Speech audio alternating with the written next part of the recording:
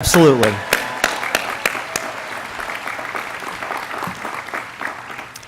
The bestowal of your Carleton degrees, just minutes away now, is the culmination of years of intellectual exertion and persistence.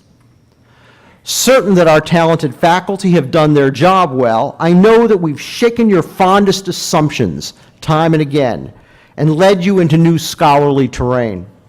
We've helped you see when you've stumbled into intellectual box canyons and taught you how to find your way out with skill, confidence, and even grace.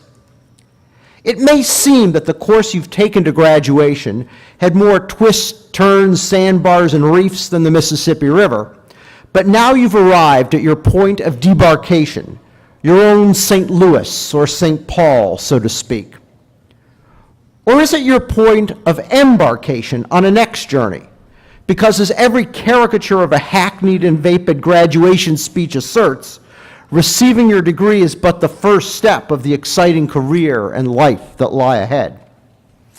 Yeah, I think I'll stick with that embarkation metaphor, and finishing with the requisite cliches, urge you to blaze a bold new trail into the vistas that open widely before you. I'm drawing on all this rather obvious Western pioneer imagery because I want you to think of your Carleton experience and the ways that the faculty and I hope you will use your degree as the real-life version of the classic children's educational computer game, The Oregon Trail. Bear with me, for I have concluded that Oregon Trail is a brilliant metaphor for the essential elements and the enduring value of an undergraduate liberal arts experience. In this game, the player assumes the role of a leader, guiding a party of settlers from Independence, Missouri to Oregon's Willamette Valley via a Conestoga wagon. It teaches a bit about American history, the challenges and vagaries of pioneer life in the 1840s, and, if you are successfully to reach your destination, about smart and forward-looking decision-making. You may also know that Oregon Trail was invented by 3 Carleton undergraduates, Don Rawlwich, Bill Heineman, and Paul Dillenberger, all from the class of 1972. Here are the key ways that studying at Carleton is like playing Oregon Trail. In the game, a critical early choice is how much and what type of gear and provisions to take. Certainly one needs a wagon, horses, or oxen to pull your vehicles, axes, rifles, medicines, and other necessities that cannot be purchased except perhaps at usurious prices later on. But the more lavishly equipped one's party at the outset, the more of one's treasury is expended, and the heavier and the bulkier the loads that are being conveyed. Nevertheless, most successful players choose to double down with larger stocks of supplies and potentially valuable cargo. This is analogous to decisions about what subjects to load up on at Carleton. Our 3-term calendar calls for students to take 36 courses, more than at many peer colleges. This is the equivalent of extra academic provisions. Our curriculum demands intellectual breadth.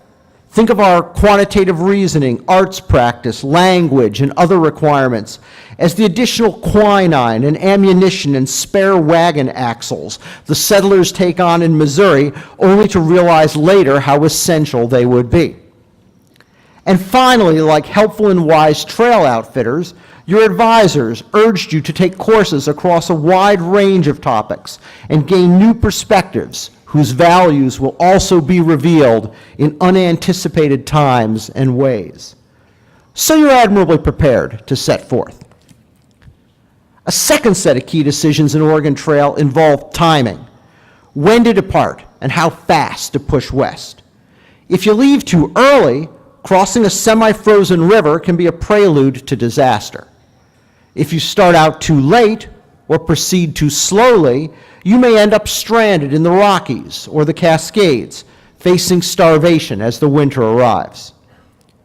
Success at Carleton and in postgraduate life also demands careful consideration of timing.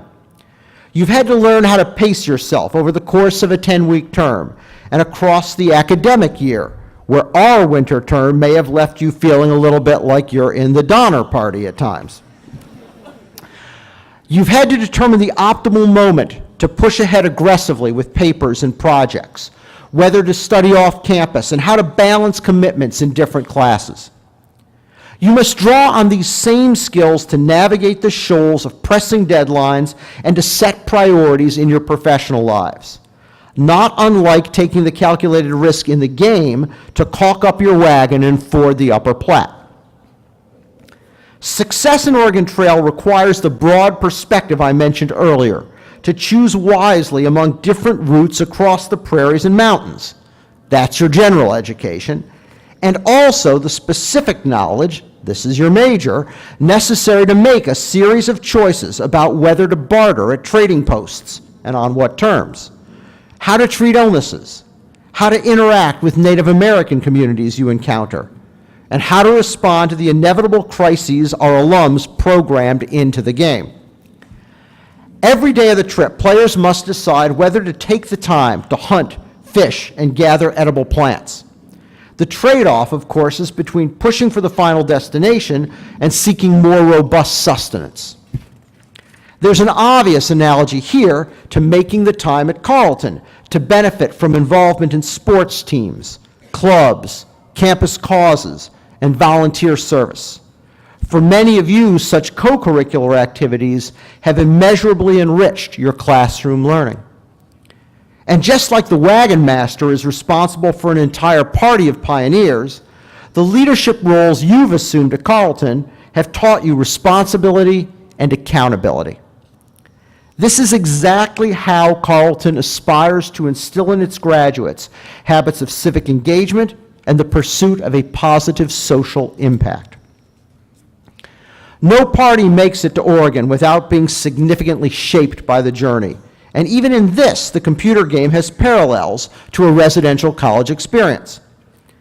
We've purposefully asked you to make your way through Carleton with a diverse set of individuals whose experiences, ideas, and values differ from your own, and who will illuminate you and sometimes convince you to change. We see this as a tough but essential part of learning and personal growth. It hasn't been all campfire songs and s'mores in other ways, too, because some of us have struggled, lagged behind, or been wounded as we've proceeded. All of us have had to listen to, tend to, and trust one another. But confronting and mastering hardships together forges iron bonds of camaraderie and friendship. I and the other faculty and staff who've had the privilege of teaching and mentoring you, in Oregon Trail parlance, your scouts and guides, all of us also devoutly hope that you will maintain similar lifelong bonds with us. We shall take immeasurable pride in watching you make wonderful lives in your own virtual Willamette River valleys, wherever they may be and whatever form they may take. And we're ever willing and eager to help you strike out in search of new adventures. Now, I've surely ridden my Oregon Trail metaphor to exhaustion in making these points about the nature and the transcendent impact of your Carleton education. But I would not have the audience think that I only choose to draw upon a computer game as inspiration for my speech. College presidents are supposed to be much more erudite.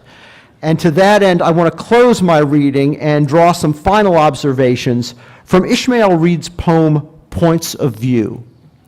The poet writes, "The pioneers and the Indians disagree about a lot of things. For example, the pioneer says that when you meet a bear in the woods, you should yell at him, and if that doesn't work, you should fell him. The Indians say that you should whisper to him softly and call him by loving nicknames. No one's bothered to ask the bear what he thinks." Carleton class of 2016, your task, your pressing responsibility is now to be the ones who track down and question the world's bears, seeking what they have to tell us. Do not fall into binary ways of thinking or framing issues or problems. Do not accept conventional or convenient explanations.